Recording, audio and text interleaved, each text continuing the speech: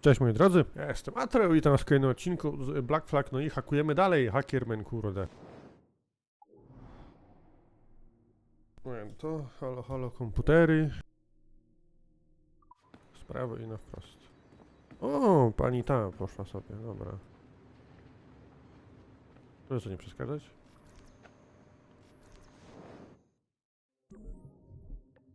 Cała pani sekretarka. Do zabezpieczenia poziomu drugiego już.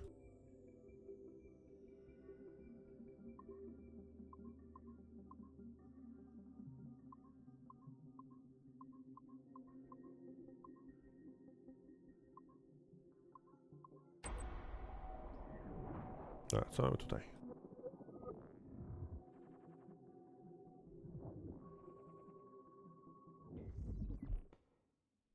Our initial reports gave us hope that Enzio Auditore would serve as an ideal candidate for future Abstergo projects. His charisma, sexual magnetism, and wry humor gave him all the qualities of a leading man. However, his corruption by the Assassin Order robbed him of these qualities as he fell deeper and deeper into a spiral of revenge. Enzio was frequently known to articulate a passive acceptance of evil. He was also a man of ugly contradictions, one who preached free thought, yet traveled well beyond his home country to proselytize his corrupted creed, just as he's doing here with this impressionable Chinese girl. Notice, too, that in his gestures and bearing there is still something of the old lecher in him. Enzio's entire personality is built around pure demagoguery, claiming his philosophy is about love when violence and coercion are his primary means of tackling problems. We have therefore come to the conclusion that Enzio Auditore da Firenze would be a risky character to develop. Jaki Enzio? Część tej animacji, którą widzieliście, to jest oczywiście film animowany o ostatnich latach życia Ezio, także jak ktoś chce, może sobie gdzieś w internecie wygrzebać i taki film jest. To jest tu. Aj! Trzeba będzie płazić tutaj po komputerach i po piętrach.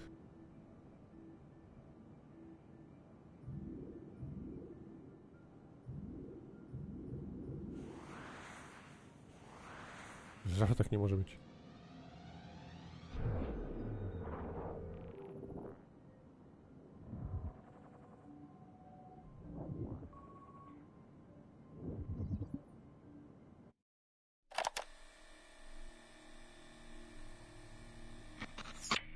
Surrogate Initiative, Test Session 32, January 11th, 1981. Host Eileen Bach, DNA sample SB1970.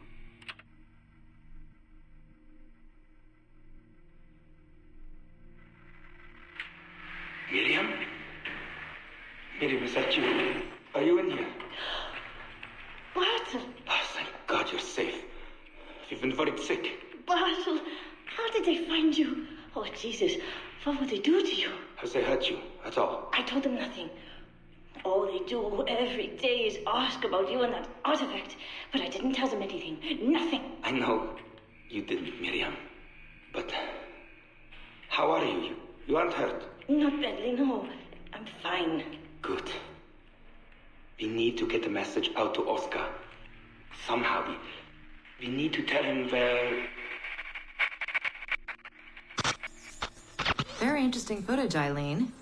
This is Germany, you said. World War II? Most of the memories I've been able to access come from a period where Miriam was imprisoned by Nazis in Cologne. Miriam. Is she still alive?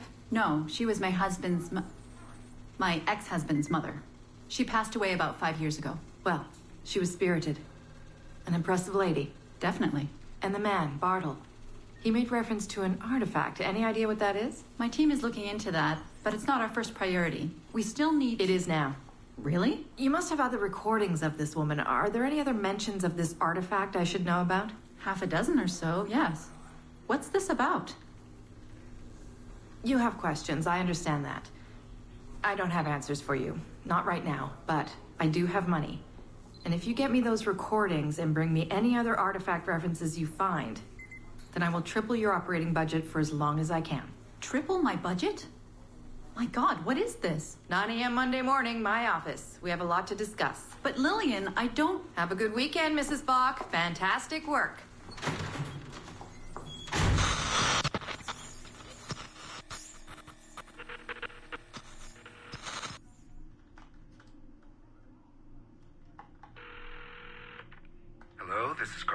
Hi, it's Eileen. Hey, how are you? Good. Busy. Cold. The winter's been terrible. Seamus won't like that. The weather's been mild out here. Well, he's only coming for a month. He'll live. And I'll be so busy he won't have to worry about his mother bothering him. Still working 12-hour days. I should move a bed into my lab. Look, if you're too busy, Seamus can stay with me. No, I want to see him. We'll have fun. You're not too busy to be a mom and a genius. Of course not. His flight lands at 8:15 p.m. tomorrow night. You'll be there? Of course. 8:15. p.m. Let him know you'll be there. Thanks, Carl. I need to run. I'm sorry. Take care. You too.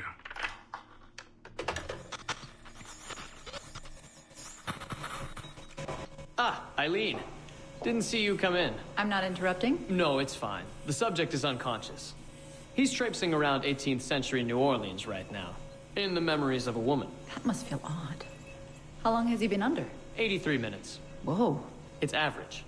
What can I do for you? I just wanted to thank you for sending Lillian to see me. She came away very impressed. There. You see? All these bureaucrats need is a little glimpse of our secrets every so often. They like to feel like they're still in charge. Lillian is most definitely in charge. She just tripled my budget. Tripled? Christ, Eileen. You must have discovered who killed Kennedy. Well, she heard something on one of my tapes that interested her. Something about an artifact. Very vague, but it was enough. An artifact? What sort of artifact? Jesus, get him out of there! Get him out! Oh my god. It'll kill him! He's not decoupled! He's having a fucking seizure! Power down! Now! Heart rate 170! Power down! Now!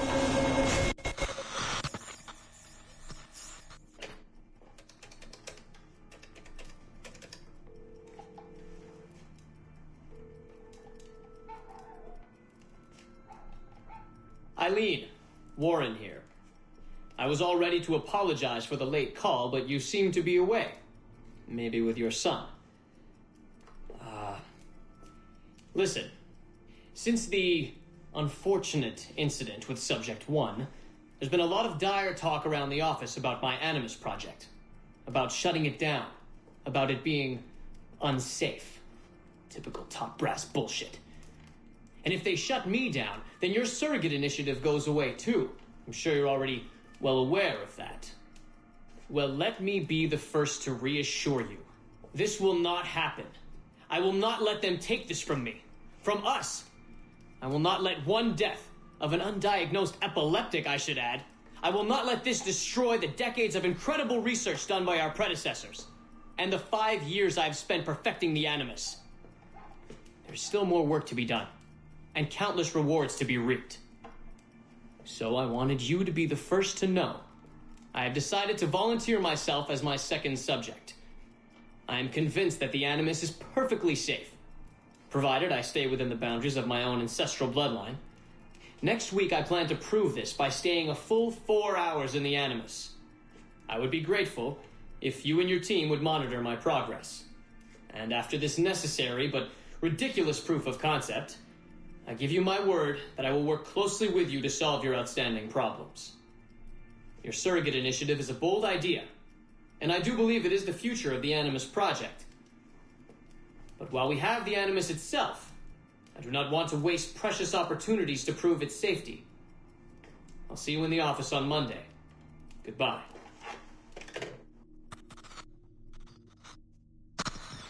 Pan Warren widzę tutaj też działa sobie pięknie. Dobra, gdzie teraz? Do tyłu.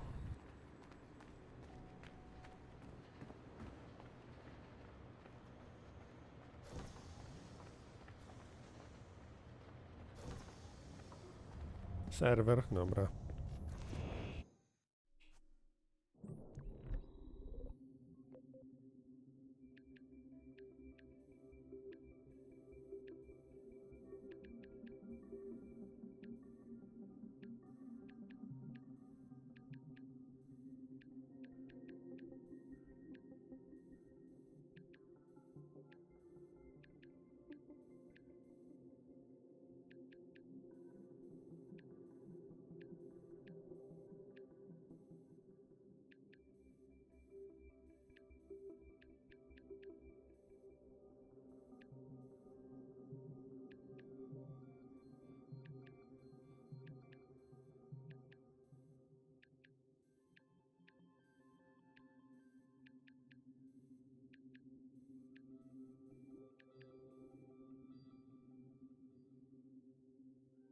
Zaś.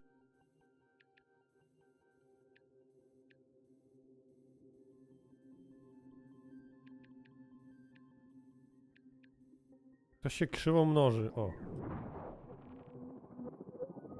Dlaczego krzyknąć?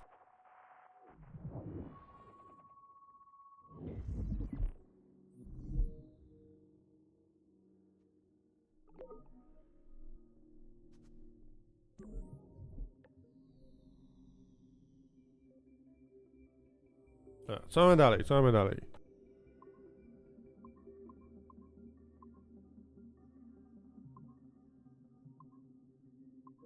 Zaś.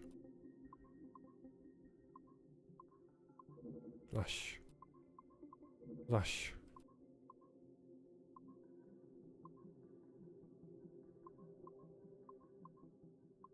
Zaś. Zaś.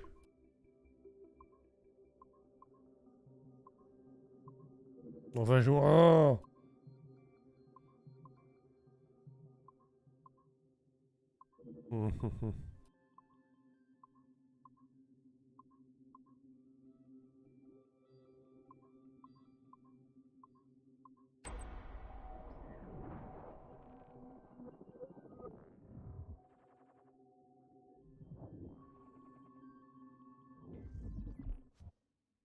Our initial research into the life of Ratana Gaydon focused on a period spanning his late teens to his early 30s, but our researchers came away unimpressed by his calm and stoic demeanor, with occasional flashes of extreme anger. This was not the sort of leading man we felt comfortable endorsing. We decided, therefore, to delve into his early childhood, with the hope that scenes of pre-colonial America might hold some appeal.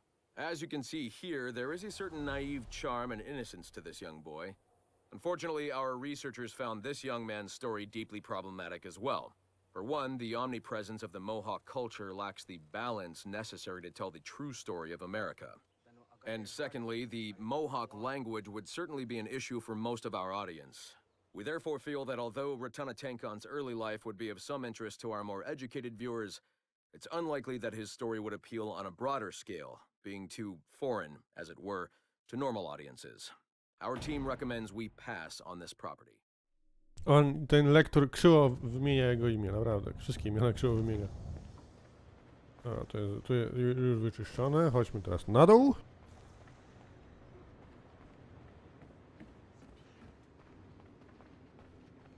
Na dół, na dół, na dół, na dół, na dół, na dół.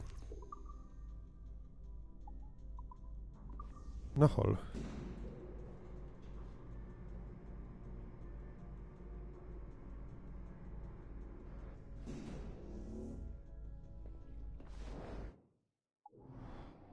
Dwa komputerki, proszę bardzo, 4 i węzeł.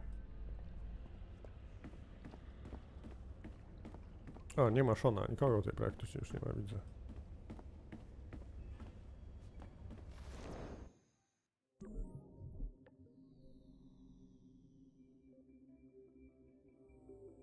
Okej, hakujemy dalej.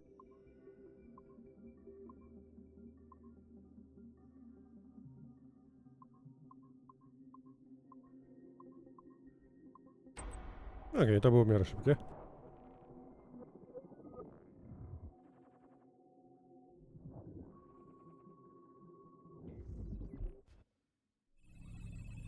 We are attempting to synchronize the DDS system.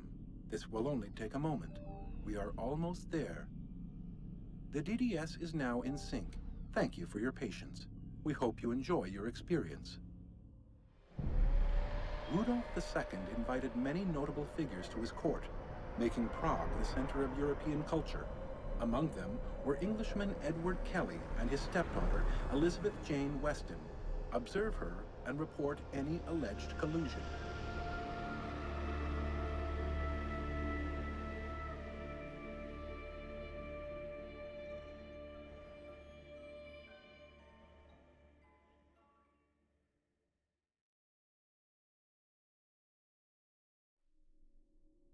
Film Boska Nauka odda się tego tekstu, który czytaliśmy w ostatnim filmie, znaczy tak, w ostatnim odcinku. Mamy tutaj.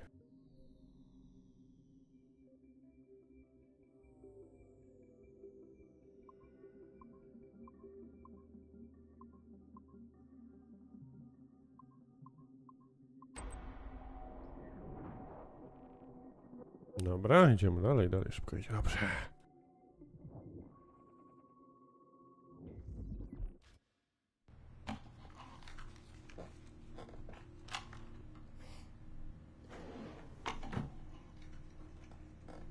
February 12, 1981. Qualitative personal interview with Subject 1 on ancestral research regarding Avalon de Grand Prix. How are you feeling? Any side effects? Not really. Aside from the headaches. They've been worse since I started staying in longer. But I don't want to stop. I like her. I want to know what she does next. What's it like? Reliving her memories. So different. The Animus, I mean. The past. At first it was confusing. Distracting. Like New Orleans, the stench. I wasn't expecting all the smells. Smell is the sense most directly linked to memory. When I'm in her memories, it's like I can smell more than I usually can. In general, women have a more acute sense of smell than men do. I had wondered how that would translate. Anything else? Yeah. She's smaller than me, but it's like her body could do more. Did that surprise you? At first, yeah. The ERA people might hate me for this or whatever, but I don't usually think of girls that way. Climbing things. My mom, my sisters. The animal feeling of Aveline sinking her hidden blade into the throat of... Go on. It doesn't feel feminine. What I think of as feminine. But then at the same time it does. Her center of gravity is way lower. That was a surprise. How easy it is to land. How steady I am on her feet. Sorry. This is hard to talk about. No, it's fascinating. This is what we need. Pure experience, in your own words. Okay. Can you tell me about Gerald Blanc? What about him?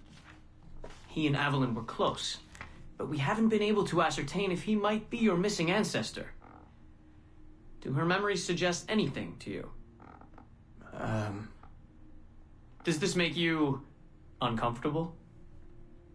Remember, these are her memories. You're just playing them back. It's not even acting. You're a researcher.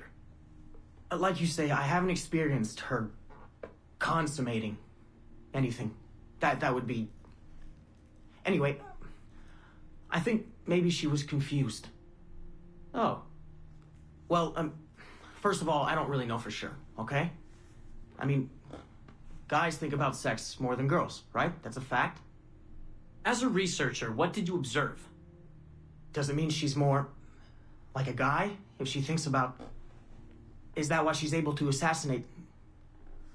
Well, okay, here's the thing. I don't know her thoughts, but from what's in her memories, physically, the fidgeting, some hesitation, what she looked at, who she looked away from, the things she didn't say when I expected her to. If I had to guess what it meant, I would think she was thinking about sex. But I'm a guy, so I would think that, right? So what does it mean for women to act that way? It has to mean something else, right?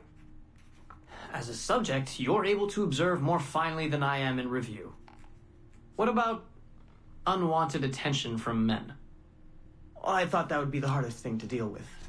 I'm not into that, for the record. Not at all. Yes, I know. But the way she dealt with it, it happens so often. It's like you stop noticing everything she does to avoid it. Crossing the street, eyes in the back of her head. She knew how to handle herself. When she was charming, felt kind of similar to killing. Or the build-up to killing. Can we take a break, Mr. Vidic? Of course.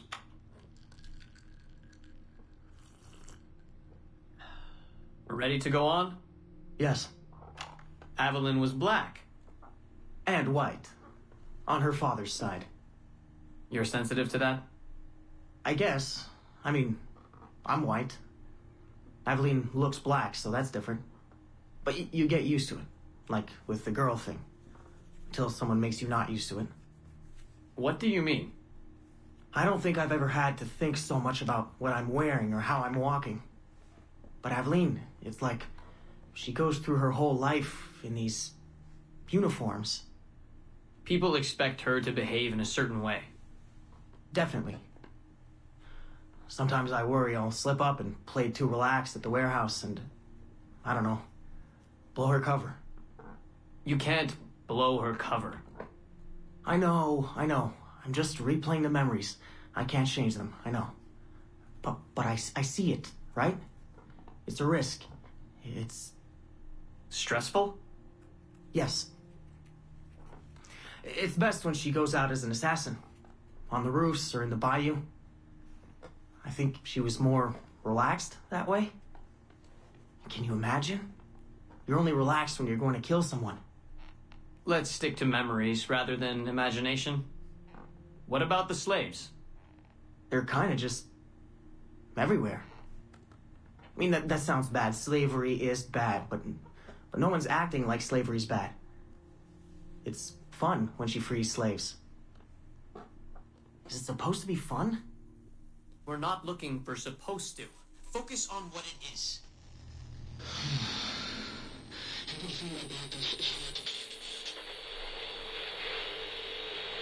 Okej, ciekawy wywiad tutaj z obiektem, który tutaj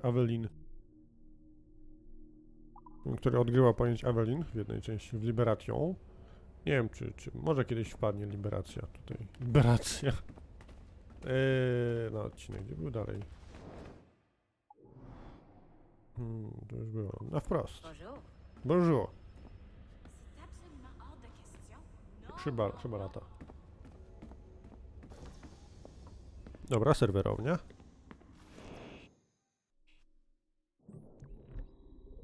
Boże.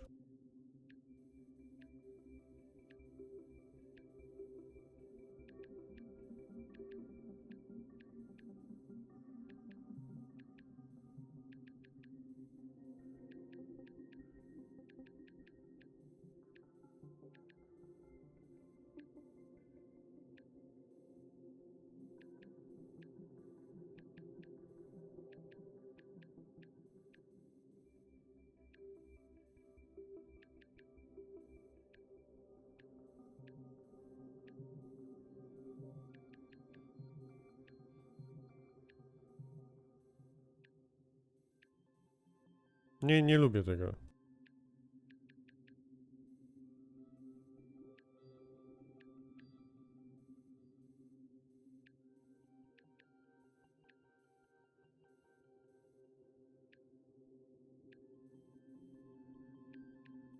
Że nie wiem, w jaki sposób to się mnoży tutaj. Lekko skołowany jestem.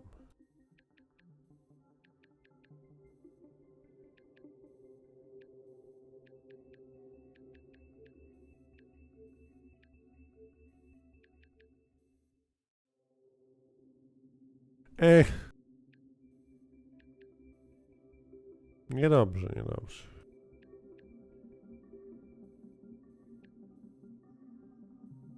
Bliżej.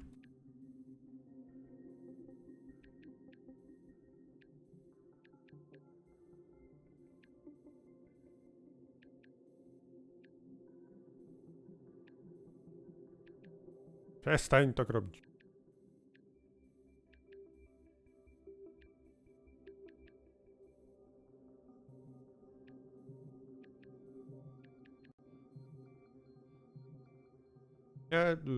Ja se wejdę w internet, powiem wam, moi drodzy.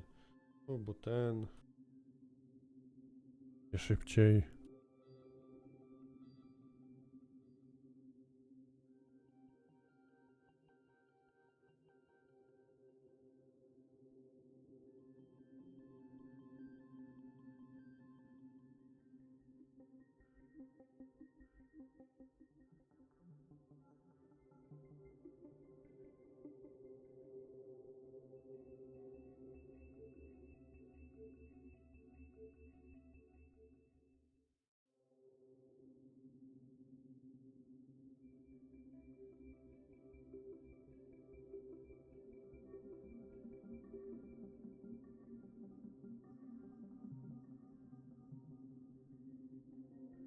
Dobra, zobaczmy tutaj. Halo, gry online.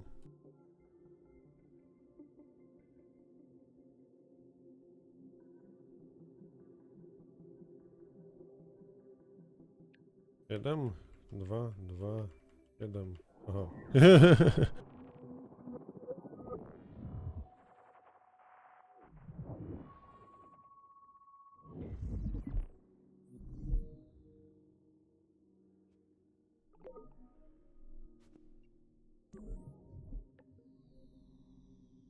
Co my tu mamy dalej? Dawaj, żabki. Mhm.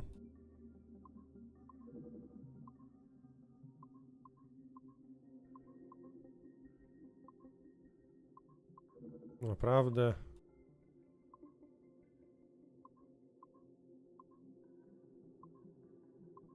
Mhm.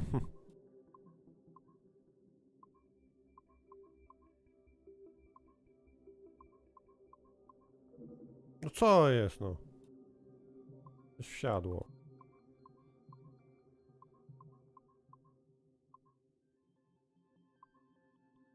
O Boże.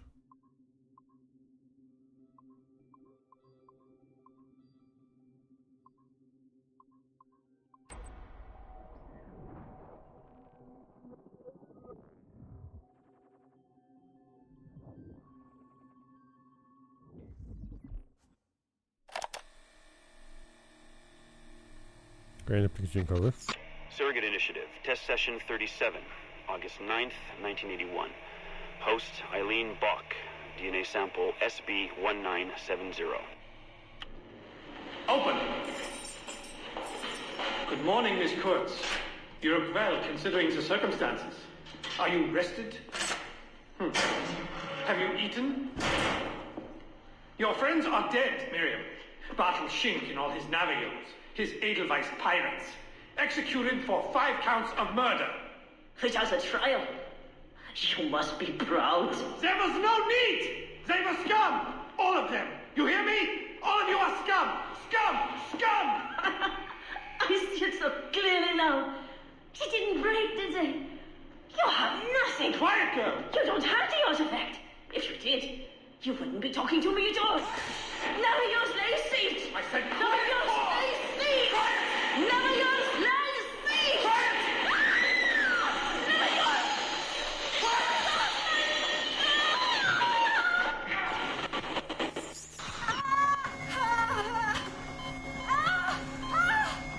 Get her out! Get her out!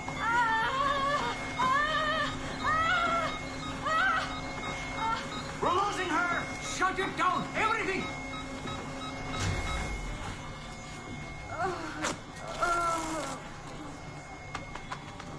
Eileen, open your eyes. Can you hear me? Eileen!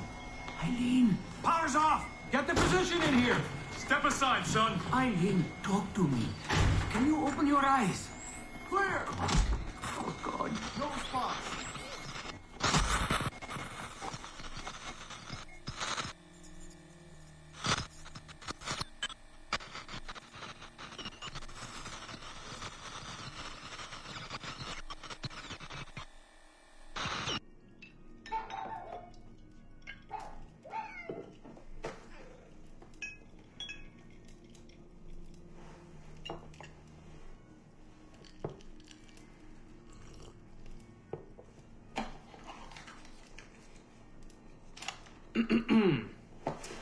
All right.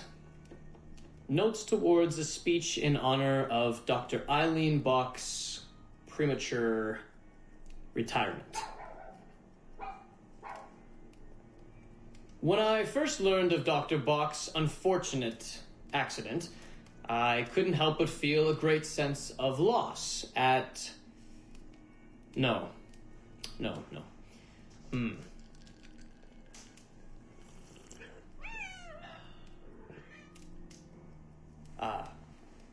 Dr. Eileen Bach has and always will be a friend and colleague. When I first learned of her unfortunate accident, I was shocked, of course. To see any friend injured in such a way is deeply upsetting. And to further learn that her injuries were severe enough to force a premature conclusion to her brilliant career, well, I would not wish that fate on anyone. But if there is any solace to be found in her accident, it may be this: that she was injured in service of her research, in service of work that she cherished most dearly. And it is thanks to her, it is due to her diligence, that some of the mysteries of genetic memory have been further illuminated. And while it is true that work on her project, the Surrogate Initiative, as she called it, has been temporarily halted, the copious amount of work she has done over the past 3 years has been incredibly valuable.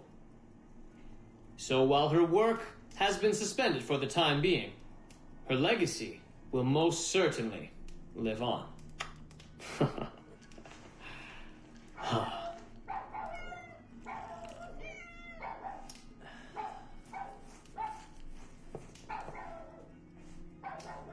Quiet, Joan! Quiet!